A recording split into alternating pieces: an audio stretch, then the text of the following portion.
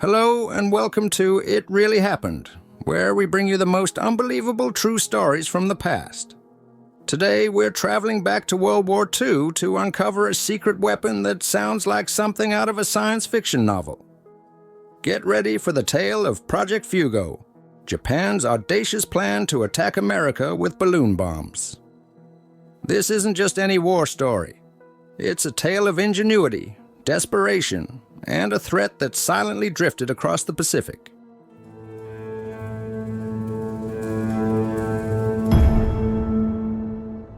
It's 1944, and Japan is in a tight spot. The United States had just launched the Doolittle Air Raid on Tokyo. For the first time, they felt vulnerable on their own soil. The Japanese were desperate to strike back. But they can't reach America with their planes or ships. The Japanese military knew they had to do something, but what? They needed a way to attack America, to show they weren't beaten. That's when someone dusted off an old idea. The Japanese Military Scientific Laboratory had dreamed up a wild plan: attack with balloons. That's when they made Project Fugo. They wanted to create panic, start massive forest fires, and make Americans feel as vulnerable as they did after the Doolittle Raid. Let's break down these sky-high menaces. At their core, the Japanese use washi, a special paper made from kozo tree bark. Now, add some rope, a bit of hydrogen gas, and a handful of bombs. Each balloon carried a deadly payload, 4 firebombs and one big 30-pound explosive. Their mission? To rain fiery chaos on American forests and cities. They had a clever system to control their altitude. As the balloons rose high in the sky, the gas would expand. This triggered a release of sandbags, keeping the balloon at just the right height. Japan put schoolchildren to work on Project Fugo. They spent hours carefully pasting strips of paper together, creating the massive envelopes that would soon drift toward America. Now you might be thinking, how effective could a paper balloon really be? They could soar up to 30,000 feet high. That's airliner territory. And they didn't just float aimlessly. The jet stream carried them across the vast Pacific Ocean in just 30 to 60 hours. These balloons could travel over 5,000 miles, all powered by nothing more than wind and some clever engineering. On November 3rd, 1944, the first Fugo balloons took to the skies. And that was just the beginning. Japan was gearing up to launch thousands of these floating bombs toward America. Technical Lieutenant Commander Kiyoshi Tanaka and his team worked tirelessly to perfect the balloon bombs. Each one carries the potential for disaster. Launching these balloons wasn't as simple as letting go of a string. It was a complex dance of man and nature. Each launch needed about 30 men and took up to an hour to prepare. But the real challenge? The weather. These balloons were at the mercy of the wind, and Japan could only launch them on days when conditions were just right. That meant they had a window of about 50 good days between November and March. Talk about working under a tight schedule. Despite these challenges, Japan had big plans. They wanted to make 10,000 of these floating bombs. On a good day, they hoped to send up to 200 balloons soaring into the sky. As more and more balloons took to the air, witnesses reported an incredible sight. Giant jellyfish seemed to be drifting up into the clouds. But where exactly would these balloons land? The Japanese military aimed to spark huge forest fires in the Pacific Northwest, causing panic and forcing America to use precious resources to fight the flames. Over the course of the campaign, Japan launched between 6,000 and 8,000 balloon bombs. Around 1,000 of these balloons actually made it to North America. They didn't just land in one place either. These paper weapons touched down all over the continent, from the chilly shores of Alaska to the deserts of northern Mexico. Japan had succeeded in launching a truly unique attack. But how would America respond to this bizarre assault from the skies? The US government was desperate to keep it under wraps. Why? The answer might surprise you.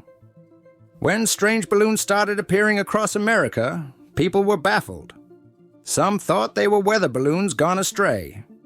Others wondered if it was a secret government project. A few even suggested they might be from another planet. But as more of these mysterious objects turned up, the U.S. military grew worried. The military quickly realized they were dealing with a new kind of threat: unmanned balloon bombs launched all the way from Japan. Now, you might think the government would warn everyone about these dangerous balloons. But they did something unexpected. They decided to keep it a secret. Why? Well, they didn't want to cause panic. But there was another clever reason. If Japan didn't know their balloons were reaching America, they might give up on the whole idea. So the U.S. government asked newspapers and radio stations not to talk about the balloon bombs. It was like a giant game of pretend. Even when people found strange objects or heard explosions, the news stayed quiet. This secret plan worked amazingly well. Japan never found out if their balloons were making it to America or not. Meanwhile, the U.S. military was working hard behind the scenes. They sent teams out to find and study these balloon bombs. Remember how we said these balloon bombs didn't cause real panic? Well, that was about to change. It was May 5th, 1945, just a normal spring day in Bly, Oregon. The Mitchell family was excited about their Sunday school picnic. Reverend Archie Mitchell, his pregnant wife Elsie, and 5 eager children piled into their car. They were looking forward to a day of fun and games in the forest. Little did they know, they were about to stumble upon a deadly secret. As they drove through the woods, Elsie and the kids spotted something strange. Reverend Mitchell pulled over, and everyone except him got out to take a closer look. It was one of those mysterious objects that had been floating down from the sky. The group moved closer, curious about what they'd found. Reverend Mitchell was still in the car when he realized the danger. He shouted a warning, but it was too late. Suddenly, there was a massive explosion. In an instant, the peaceful forest scene turned into a nightmare. The blast was devastating. Elsie Mitchell and all 5 children, Sherman Shoemaker, Edward Engen, Jay Gifford, and Joan and Dick Patsky, lost their lives. They ranged in age from 11 to 14, with Elsie just 26 years old and 5 months pregnant. This tragic event forced the U.S. government to break its silence about the balloon bombs. They couldn't keep it a secret anymore. People needed to know about the danger lurking in the skies. The military quickly issued warnings to the public. They told everyone not to touch any strange objects they might find. The Mitchell family and those 5 children were the only people killed by enemy action on the U.S. mainland during World War II. In 1950, a special memorial was built near where the bomb exploded. It's called the Mitchell Monument. This stone structure stands as a reminder of that sad day and honors the 6 lives lost. It's the only place in the continental U.S. marked as a site where Americans died because of enemy action during World War II. With the secret out, America had to act fast. But how do you fight an enemy you can't see coming? From secret military units to daring firefighters, the U.S. pulled out all the stops to combat this invisible threat. Yet, despite their best efforts, danger was always just one gust of wind away. Teams in protective gear raced to recover balloon bombs, carefully studying each one to learn more about Japan's mysterious weapon. But the real heroes of this story? They were smoke jumpers, firefighters who parachute into remote areas to battle wildfires. This is where the 555th Parachute Infantry Battalion, also known as the Triple Nickels, comes in. This all-black unit trained to jump into the wilderness at a moment's notice, ready to stop forest fires before they could spread. Now, here's where things get really intense. On March 10, 1945, a Fugo balloon drifted near the Hanford Nuclear Facility in Washington State. This wasn't just any factory. It was a key part of the top-secret Manhattan Project, working to develop the atomic bomb. The balloon hit some power lines, causing a huge fireball and a blackout at the facility. For a heart-stopping moment, it looked like Japan's paper weapon might have scored a major hit without even knowing it. But luck was on America's side that day. Colonel Franklin Matthias, who was in charge at Hanford, noted that their safety measures had worked perfectly. It was a close call that could have changed the course of the war if things had gone differently. Despite all the effort Japan put into Project Fugo, the balloon bombs didn't cause as much damage as they had hoped. Out of the thousands launched, only about 350 were ever found in North America. Most of these silent invaders landed without anyone even noticing. The military's quick action and the media blackout had worked. The Fugo threat never caused widespread panic or major destruction. Japan never knew how close they came to success. Remember that media blackout we talked about earlier? It worked so well that Japanese leaders only ever heard about one balloon reaching America, and that was from a Chinese newspaper. They had no idea their paper weapons had touched down from Alaska to Mexico, or that one had nearly disrupted the Manhattan Project. So, why did Japan give up on Project Fugo? Was it because they realized it wasn't working? Or did something else make them abandon their paper invasion? Japan had high hopes for Project Fugo. They dreamed of wreaking havoc on American soil, starting massive fires that would force the U.S. to divert resources from the war effort. In their minds, these paper weapons would strike fear into the hearts of Americans, showing that Japan could reach across the vast Pacific to attack its enemy. But reality didn't match these lofty expectations. Japan was facing serious problems at home. As the war dragged on, resources became scarce.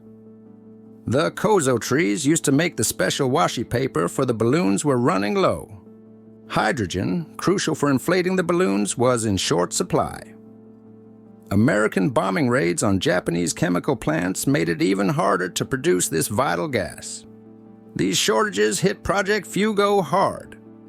The balloon launches, which had once numbered in the hundreds, began to slow down. By April 1945, the stream of paper invaders crossing the Pacific had dwindled to a trickle. The grand vision of thousands of balloons blanketing North America was fading away.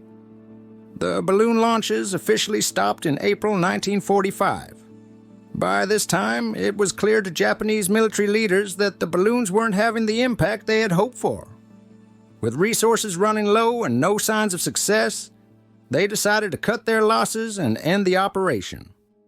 You might think our story about Japan's balloon bombs ended when the war did. But these floating weapons had a surprise in store. As recently as 2014, people found one that still worked. It's like a time capsule from the war, but way more dangerous.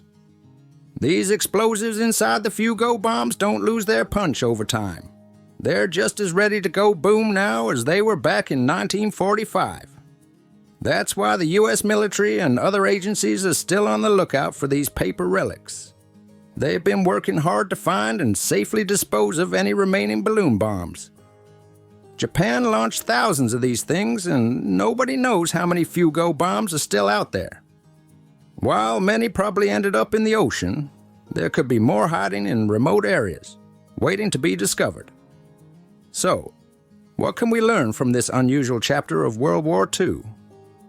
For one, it reminds us that the impacts of war can last long after the fighting stops. Those balloon bombs are still out there, silent reminders of a conflict that ended over 75 years ago. What do you think about Japan's unique and daring attempt to attack the U.S. with balloon bombs during World War II? Have you heard of Project Fugo before? We'd love to hear your thoughts in the comments below. If you enjoyed uncovering this lesser-known piece of wartime history, don't forget to hit the like button, subscribe, and ring the bell for more surprising and untold stories from the past. Thanks for watching, and until next time, keep discovering the hidden chapters of history.